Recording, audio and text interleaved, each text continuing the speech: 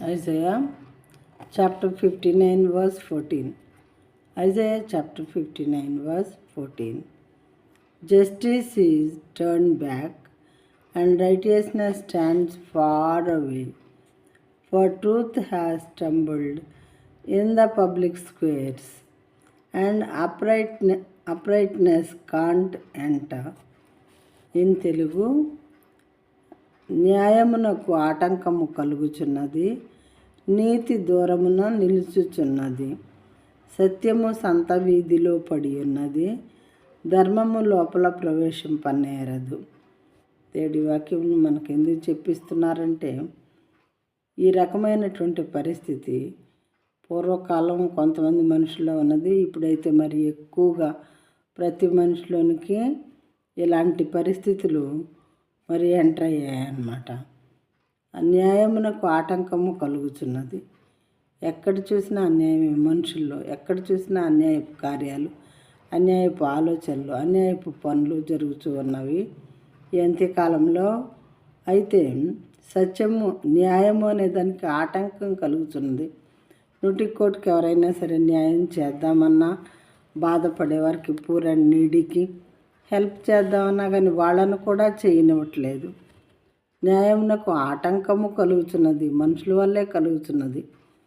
మరి దానివల్ల ఒకళ్ళిద్దరు కూడా న్యాయం చేయలేకపోతూ ఉన్నారు న్యాయవంతులైన వారు. నీతి దూరమున నిలుచుచున్నది, దుర్నీతితో నిండిపోయారు మనుషులందరూ కూడా. నీతి అనేది అసలు ఎవరిలోనూ దాదాపు 100 ఒకళ్ళిద్దరిలో కూడా మరి చాలా కష్టంగా ఉన్నదని అనుకోవాలి. ఈ రోజుల్లో నీతి మరి దుర్నీతితో నిండినటువంటి మనుషులను చూసంట దూరంగా నిలుచున్నదంట నీతి.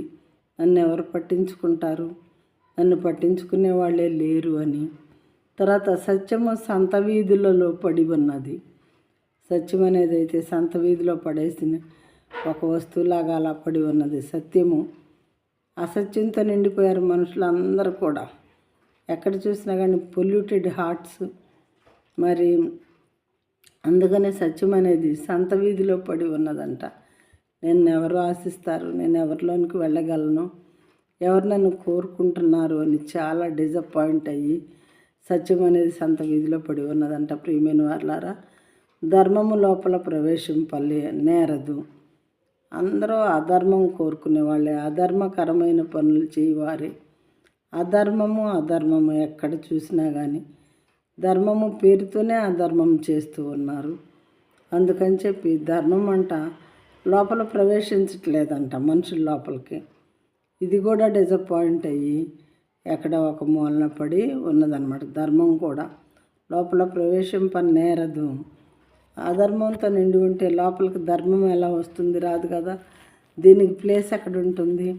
కాబట్టి ఇవన్నీ మనం సరిచేసుకొని, ఎంత భయంకరమైనటువంటి పొల్యూషన్తో నిండి ఉన్నటువంటి మానవులమైన మనము ఎవరికి వాళ్ళమే, ఎవరో గొప్ప వాళ్ళు ఎవరు లేరు. ప్రతి ఒక్కరిలో ఏదో ఒక నీచమైన కార్యాలు ఉంటానే ఉన్నాయి. కాబట్టి అందరం వాక్యం ఇచ్చినటువంటి సహోదరుడా, మనలో వీటిలో ఏ క్వాలిటీస్ ఉన్నాయో అవన్నీ దేవుని పాదాల దగ్గరకు వచ్చి, నాలో ఇది ఉంది దేవా, ఇలాంటి కార్యాలు చేస్తున్నాను, నేను అలాంటి కార్యాలు చేస్తున్నాను, దయతో నన్ను క్షమించి నన్ను కడిగి మరి మీ పరిశుద్ధ రక్తంతో నన్ను కడిగి శుద్ధి చేసి నీతిమంతునిగా తీర్చిదిద్దండి. ఎందుకంటే మా పోకడెప్పుడో మీ రాకడెప్పుడో తెలియదు కాబట్టి, మాకు పరలోక రాజ్యం, స్వర్గము, వైకుంఠం కావాలి కాబట్టి ఈ రకమైనది మమ్మల్ని నీతిగా తీర్చిదిద్దండి అని మనం దేవుని హృదయపూర్వకంగా మొరపెట్టుకున్నట్లయితే దేవుడు మనల్ని కనికరించి నీతివంతులుగా తీర్చిదిద్దువారుగా ఉంటారు.